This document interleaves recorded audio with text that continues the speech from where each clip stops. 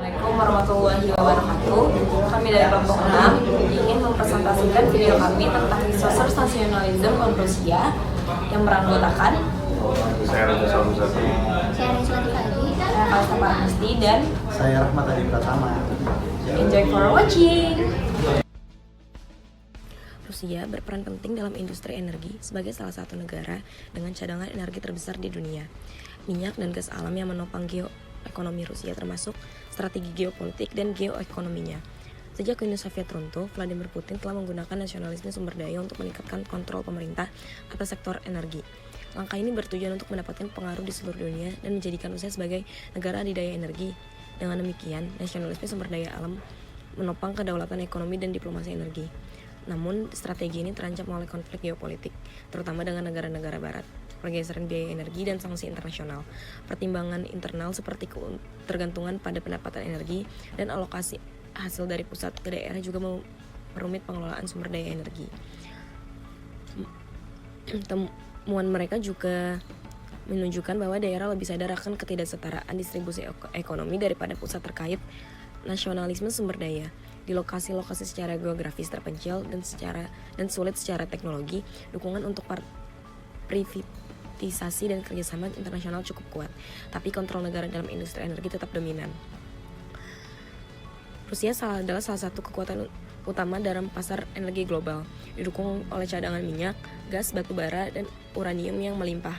Negara ini memiliki cadangan gas alam terbesar di dunia sebesar 1.600 triliun kaki kubik, menyumbang sekitar seperempat dari cadangan gas terbukti global dengan sebagian besar terletak di Siberia. Selain itu, Rusia juga memiliki cadangan terbesar ke-8 dunia dengan 80 miliar barel dan cadangan minyak serpi terbesar mencapai 75 miliar barel. Meskipun hanya 6% dapat diekstraksi secara ekonomis, perusahaan besar seperti Lukoil, Rosneft, dan ExxonMobil merencanakan pengembangan lebih lanjut meskipun hambatan infrastruktur menjadi tantangan. Dalam sektor batu bara, Rusia memiliki 1.600,3 miliar ton cadangan terbukti atau 15,2% dari cadangan dunia, dengan cakungan utama di Pencora dan Kuznetsk. Di industri nuklir, Rusia menguasai 8% uranium global dan 45% kapasitas pengayaan dunia dengan potensi pengembangan di Siberia Timur. Profil dari aktor yang terlibat. Aktor domestik yang berkepentingan dan terlibat dalam kasus tersebut ada 3, yaitu yang pertama pemerintah Rusia atau Vladimir Putin. Putin menggunakan minyak dan gas sebagai alat untuk memperkuat kedudukan Rusia secara geopolitik dan menegakkan kontrol negara atas sektor energi. Motivasinya adalah memperkuat pengaruh global Rusia, mengembalikan status sebagai kekuatan besar, serta mengamankan kendali atas sumber daya strategis demi stabilitas ekonomi dan politik. At the same time, the current results show that the cooperation between our countries has the potential for further development. It can span across additional areas, such as exploring new environmentally friendly technologies of hydrocarbon extraction and refining, the exchange of best accounting practices, and lowering carbon footprint. Unlike the oil market, the gas market, first of all, European gas market, does not look to be well balanced and predictable. The main reason is that not everything on this market depends on the producers. Yang kedua, perusahaan milik negara, yaitu Gazprom, Rosneft, dan Transneft.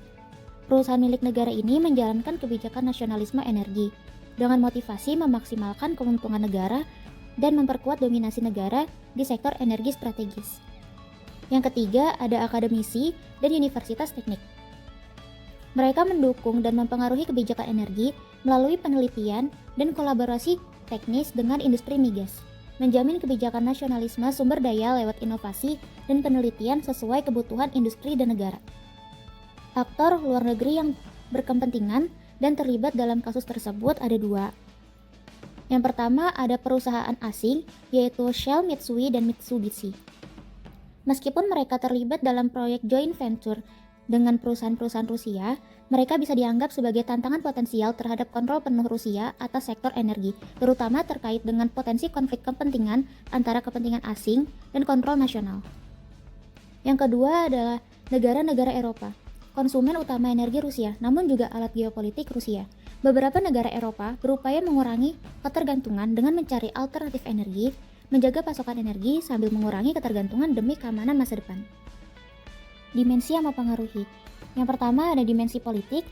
Kebijakan nasionalisme sumber daya Rusia berdampak langsung pada dinamika politik domestik dan internasional.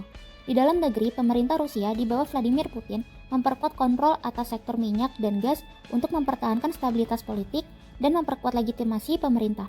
Secara internasional, Rusia menggunakan energi sebagai alat geopolitik untuk mempengaruhi negara-negara Eropa yang bergantung pada gas Rusia, mengubah energi menjadi senjata diplomatik dalam hubungan luar negeri.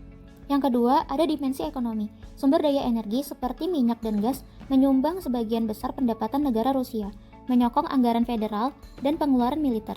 Kontrol ketat negara atas sektor ini membantu mengamankan pengaruh ekonomi, tapi juga menciptakan ketergantungan berlebihan pada fluktuasi harga minyak dunia. Selain itu, meski nasionalisme sumber daya dapat meningkatkan pendapatan negara, ia juga membatasi investasi asing di sektor energi yang membutuhkan teknologi maju. Yang ketiga, ada dimensi sosial. Di tingkat sosial, nasionalisme sumber daya memperkuat kesenjangan antara elit politik ekonomi yang berkuasa dan masyarakat umum, terutama di daerah-daerah penghasil minyak dan gas.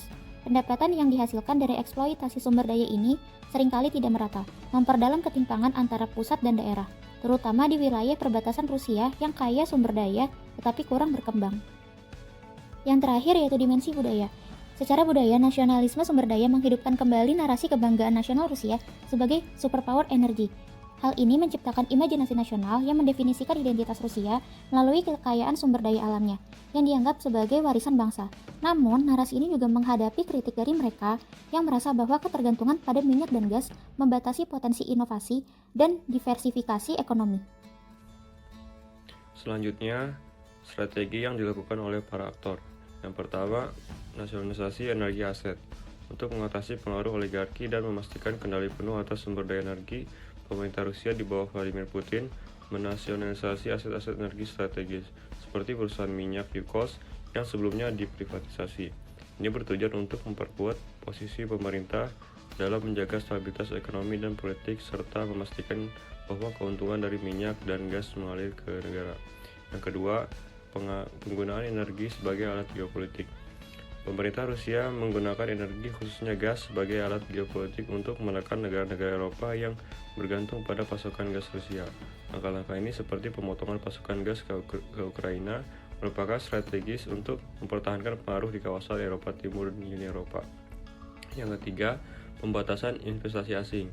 Untuk menjaga kedaulatan energi, pemerintah Rusia membatasi partisipasi asing dalam eksploitasi dan produksi minyak serta gas, terutama setelah serangkaian sanksi yang diterapkan Barat. Ini memungkinkan Rusia tetap mandiri dalam pengelolaan sumber dayanya meskipun terdapat kebutuhan dan teknologi asing. Yang keempat, monopoli infrastruktur energi. Gazprom dan Transneft mengendalikan jalur distribusi gas dan minyak utama di Rusia dan negara-negara tetangga dengan menjaga kendali atas pipa-pipa energi utama yang mengalir ke Eropa. Perusahaan-perusahaan ini dapat menjaga pengaruh Rusia dalam perjanjian energi internasional, serta mengatasi ketergantungan negara-negara Eropa pada energi Rusia. Jadi kesimpulan di sini adalah nasionalisme sumber daya di Rusia menegaskan pentingnya kontrol negara atas aset energi strategis untuk memperkuat posisi geopolitik dan geoekonomi. Di bawah ini, visi Presiden Putin adalah energi digunakan sebagai instrumen stabilitas domestik dan juga diplomasi internasional. Namun, ketergantungan pada sumber daya alam, ketidakstabilan harga energi, dan sanksi internasional memunculkan tantangan bagi keberlanjutan kebijakan ini. Oke, sekian presentasi dan video visualisasi dari kelompok kami. Kurang lebih mohon maaf. Thank you for watching. Bye-bye.